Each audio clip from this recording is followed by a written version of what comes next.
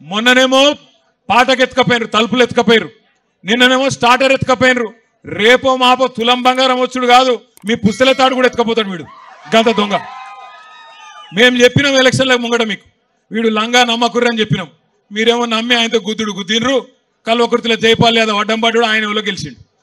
మరి ఇప్పుడేమో తర్వాత లబో దిబో అంటే లాభం ఏమున్నది? ఇప్పుడు అనుకొని బాధపడితే, మొన్న నేను హైదరాబాద్లో పోతున్నా, హైదరాబాద్లో సిగ్నల్ పడుడు పాపం ఉన్నది. సిగ్నల్ పడితే పక్కకు ఆటోనో బండో ఏదో ఒకటి వస్తుంది, వాళ్ళు మనం చూడంగానే అన్నా బాగున్నావా అంటారు. బాగానే ఉన్నా, ఏం సంగతి తమ్మి అంటే, ఆటో డ్రైవర్ ఆయన పేరు మహమూద్ అంటుండు. క్యాలే మహమూద్ భాయ్ అంటే, క్యాలే సా పూరా బర్బాద్ హై, కుచ్ నహీ హో రహా అన్నాడు. మరి క్యా కర్నా అన్నా, క్యా కర్నా కుచ్ భీ నహీ కర్ సక్తే క్యా అన్నాడు. అబ్ మహమూద్ భాయ్ ఏక్ ఓట్ కా సజా 5 సాల్ హైనా, ఒక్క ఓటు మరి శిక్ష 5 ఏళ్ళు ఉంటుంది కదా, ఏం చేయాలి నేను అని నేనన్నా.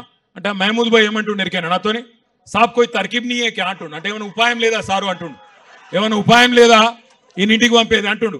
నేను మిమ్మల్ని అందరినీ కరెక్టేనా నేను చెప్పేది? మీరు కూడా గదే అనుకుంటారా, వేరేమని అనుకుంటారా? ఒక్కసారి కేసీఆర్ ఉన్నప్పుడు బాగుండే అంటే వాళ్ళు చేయలేమంటారు. పక్కా ముచ్చట్నా ఇది కూడా, మళ్ళీ ఎలక్షన్ ముందు ముచ్చట్నేనా? పక్కానా ఈసారి? అర్థమైందా మొత్తం కాంగ్రెస్ మోసం, రేవంత్ రెడ్డి మోసం అందరికి అర్థమైందా? అత్తగారు ఊరోళ్ళకు కూడా అర్థమైంది ఆఖరికి. మంచిగానే ఉన్నది కథ. నేను మీ అందరినీ ప్రార్థించేది ఒకటే, ముఖ్యంగా రైతు బిడ్డల్ని. ఇవాళ ప్రపంచానికి అన్నం పెట్టే అన్నదాత రైతు. రైతుకు కులం ఉండదు, రైతుకు మతం ఉండదు.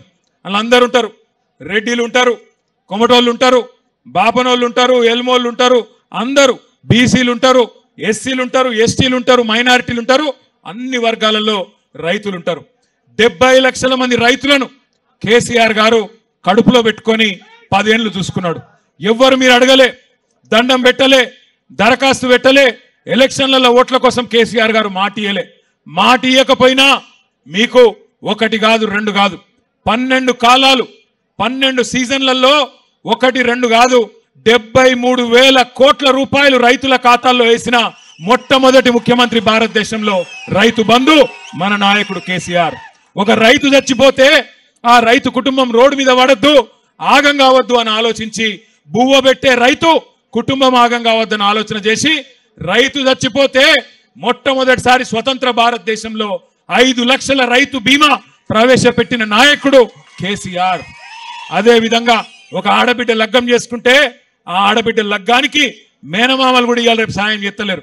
అట్లాంటిది కేసీఆర్ గారు 1,00,000 రూపాయలు కళ్యాణ లక్ష్మి పేరుతో, షాదీ ముబారక్ పేరుతో మీకు ఆనాడు కానుకగా అందించిండు. ఇట్లా 1 కాదు 2 కాదు 200 రూపాయలున్న పెన్షన్ కేసీఆర్ గారు 10 రెట్లు పెంచి 2,000 రూపాయలు చేసిండు. కానీ ఇవన్నీ చూసి బర్దాష్ గాక నంగనాచి మాటలు చెప్పి, దొంగ మాటలు, మోసపు మాటలు చెప్పి, ఎట్లనన్నా ప్రజలను మోసం చేసి అధికారంలోకి రావాలని చెప్పి అరిచేతుల స్వర్గం చూపెట్టి ఆ మొండి చేయోళ్ళు మోసం చేసిండ్రు, గెలిచిండ్రు.